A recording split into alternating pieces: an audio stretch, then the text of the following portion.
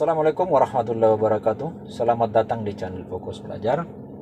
Pada pertemuan kali ini, teman-teman sekalian, kita akan membahas materinya tentang aspek wawancara, di mana soal-soal yang dibahas adalah merupakan soal-soal EPAR tahun lalu untuk semua jurusan. Mudah-mudahan dari soal-soal yang kita kerjakan ini sedikit banyaknya dapat membantu kalian dalam mempersiapkan diri untuk menghadapi ujian P3K di tahun 2023 ini.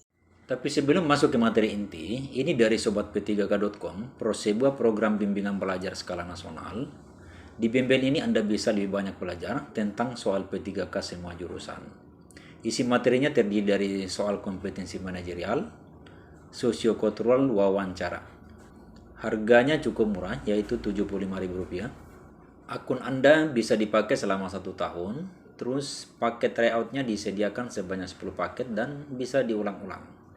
Kemudian soal-soal yang disediakan di paket tryout ini itu selalu soal yang terupdate. Nah, demikian teman-teman. Yang berminat silakan Anda mendaftar di sobatp3k.com dan silakan beli paketnya.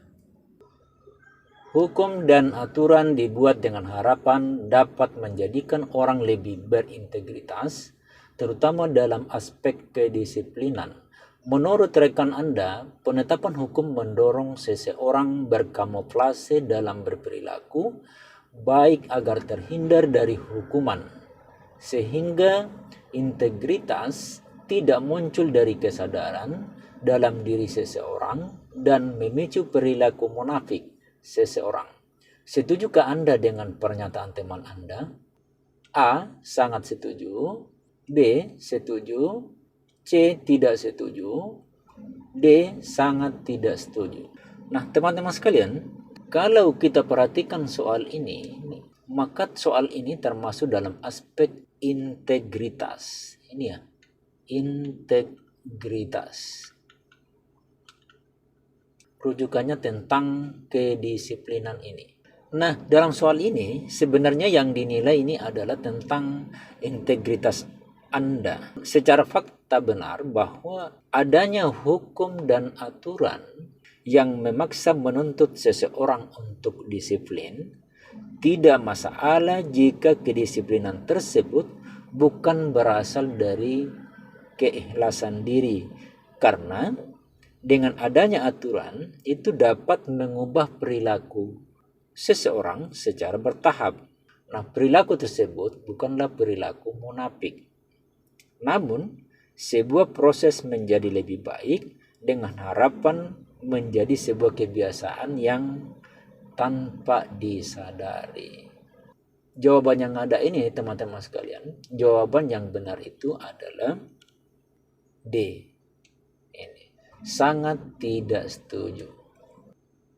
Saya lebih mempercayai kerja keras dibandingkan keberuntungan.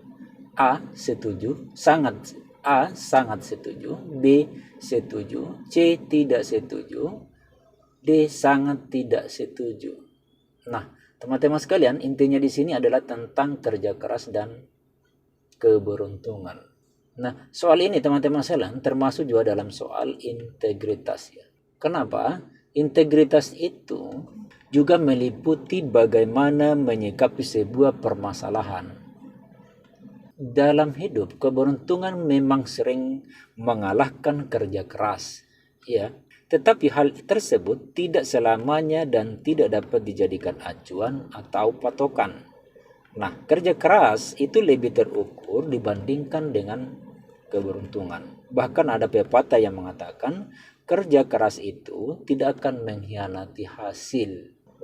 Dari penjelasan simpel tadi, maka jawaban yang benar teman-teman sekalian itu ada pada B. Setuju. Oke, lanjut ke nomor 3. Sebagai seorang pimpinan, Anda melakukan penguatan integritas kepada seluruh pegawai di perusahaan Anda. Penguatan integritas diterapkan dalam beberapa aspek kejujuran, disiplin, dan tanggung jawab. Kegiatan tersebut sudah dilaksanakan selama 1 bulan, namun tak banyak memberikan kemajuan di lingkungan kerja karena tidak mendapat dukungan dari para karyawan. Anda merasa kesusahan karena para pegawai hanya berkomitmen secara lisan tanpa diikuti perubahan perilaku yang sesuai.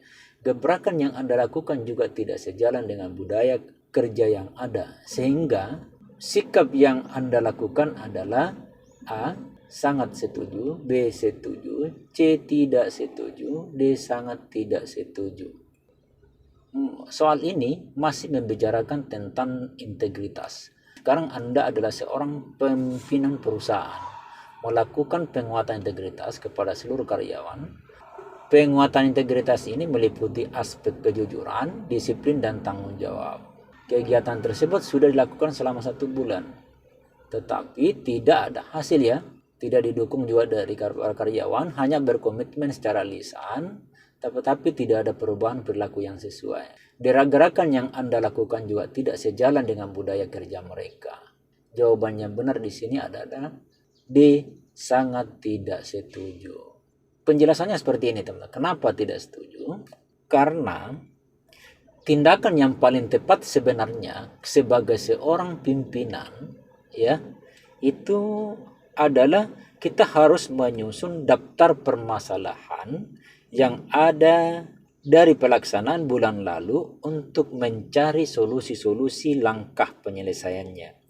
Nah, tindakan tersebut menunjukkan bahwa Anda seorang pemimpin yang tidak hanya mengutamakan hasil kerja, namun juga menjunjung tinggi integritas yang mendukung pencapaian hasil kerja perusahaan. Saya kira seperti itu. Ini tidak ada perencanaan yang matang, langsung mengerjakan penguatan integritas tanpa ada evaluasi kinerja sebelumnya. Ya, lanjut ya ke nomor 4 ya. Sebelum kita bahas soal nomor 4 ini, teman-teman sekalian, bagi teman-teman sekalian yang baru singgah ke channel ini dan bergabung untuk belajar bersama-sama, mohon sekiranya keikhlasannya untuk subscribe channel ini, dan mudah-mudahan berkah. Kalian bisa lulus di P3K dan channel ini semakin berkembang. Nomor 4. Peserta didik yang ada di kelas Anda mendapat pengaruh negatif dari aplikasi TikTok. Hal tersebut dapat dilihat dari perilaku keseharian bersama teman-temannya yang meniru perilaku dan percakapan konten yang tidak patut ditiru anak usia sekolah dasar. Sebagai wali kelas, apa yang Anda lakukan? A. Mengajak bicara wali murid terkait penyimpangan perilaku peserta didik dan meminta bantuan untuk membatasi penggunaan handphone. B. Melakukan pendekatan kepada para siswa dan memberikan nasihat agar tidak terjerumus penyimpangan moral lebih dalam. C. Menyerahkan tugas tersebut kepada kesiswaan atau bimbingan konseling karena T lebih memiliki wewenang terkait masalah tersebut. D. Melakukan pendekatan dan meminta siswa tersebut untuk tidak mempengaruhi teman lainnya. Soal ini sebenarnya dia bertanya atau menilai tentang moralitas Anda ini.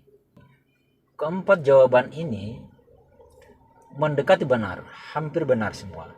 Namun ada tindakan pertama yang dapat Anda lakukan sebagai seorang guru kelas tersebut. Yaitu apa? Melakukan pendekatan dan meminta siswa tersebut untuk tidak mempengaruhi teman lainnya. Ini yang paling cepat ya.